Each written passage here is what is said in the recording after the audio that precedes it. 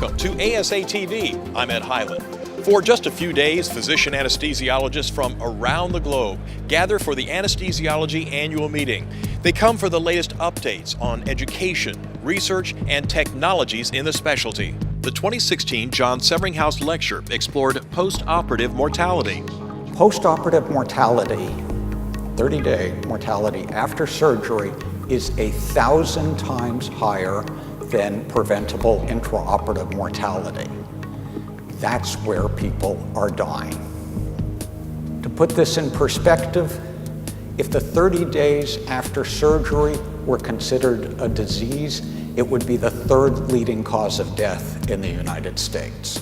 Dr. Daniel Sessler says 80% of those deaths are caused by heart attacks. Few anesthesiologists follow patients long enough to know whether they had a heart attack. And secondly, 4 out of 5 are clinically silent. They are detectable only with troponin screening. Sessler said it's time for everyone to contribute to solving post-operative mortality and called on basic scientists, clinical investigators, and clinicians to work together. The maze that is MACRA continues to offer challenges to the industry. A panel discussion covered the latest information to be gleaned from more than 2,000 pages of the rule, ranging from alternate payment models to specialty sets in MIPS. ASA has been a leader in translating the language. As soon as MACRA passed, ASA jumped on this and started gathering the resources, both people and money, that was going to be needed to get us through this very complex process. It's really hard to digest something when it's only been out for less than a week. I think they're doing, like I said, I think they're doing a tremendous job. But I think there's a lot of work to be done to make sure that every single facet of how anesthesia care is delivered in the country understands where their opportunities as well as their risks are to get involved or not to get involved. The potential for anesthesia-induced delirium is a constant concern for physician anesthesiologists. The data shows post-operative delirium affects 15 to 30% of all patients, and it's much higher in the ICU. But the long-term effects are far less known, which raises the question of what to tell patients and their families pre-op. Speakers stressed that transparency is key. From this topic, I just feel like expectation and the trust is really important. Even we don't really know what's the factors, reasons yet. Physician anesthesiologists are always looking for ways to improve performance. This session, looking at the pediatric perioperative handoff, showed how requirements, guidelines, and toolkits can improve safety and efficiency, but participants admit more work is needed. We have some things that have been standardized in terms of handoffs and checklists, like our timeout process in the operating room, and some of our handoffs to the ICU or to the recovery room, but some of our pre-induction handoffs and communications still require standardization, and also the debrief at the end of the case. Have you had a leader who inspired you? Fortune 500 companies have invested in culture change and leadership development, and research has shown that healthcare organizations and the perioperative setting can also benefit from adopting similar best practices. These panelists presented data and case studies which showed that transparency and employee engagement paid off in profits and performance. So encouraging creativity, encouraging personal initiative and innovativeness is highly associated with increasing engagement and decreasing depression, improving job satisfaction. Emerging leaders from low and middle income nations are able to take part in Anesthesiology 2016 thanks to a special program. These global scholars received travel and a stipend to attend. They will return to their home countries with invaluable knowledge, countries where the specialty of anesthesiology is still in its infancy. We have lack of infrastructure and a system that really works.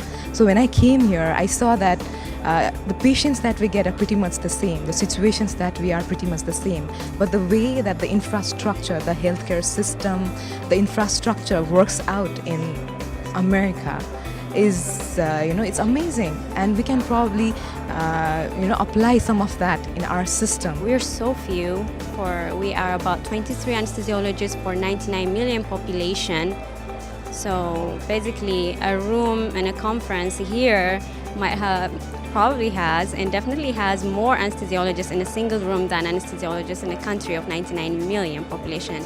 So that is our inability to increase the number of physicians has brought a little leader in me so that I will be able to be an example for my residents, for my colleagues, and for my society members. The anesthesiology in the US is all about very high-end technology and very costly drugs and so on.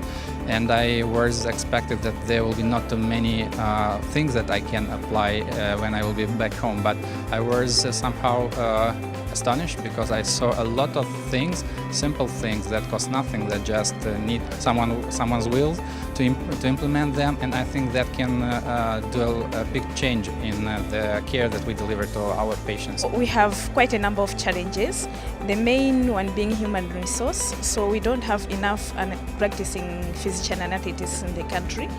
We have 4 physician anesthetists and 1 pediatric anesthesiologist for the country of 17 million people, and most of the anesthesia is provided by non-physician anesthetists.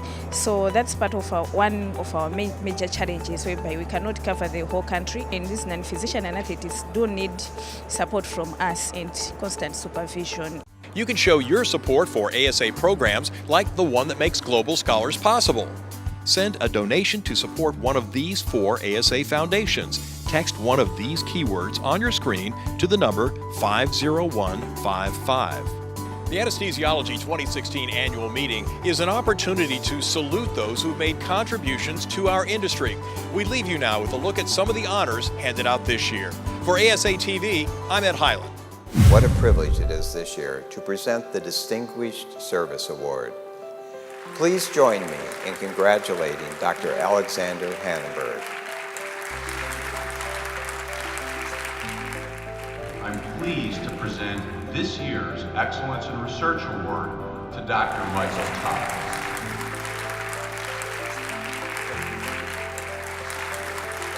This year's Presidential Scholar Award winner, Dr. Hannah Wunsch.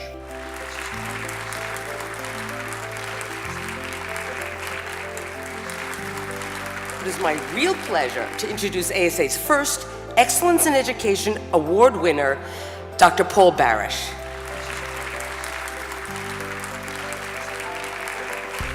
But the GHO Committee is proud to name Dr. Mark Newton the recipient of this year's Nicholas M. Green Award. Congratulations to all the winners.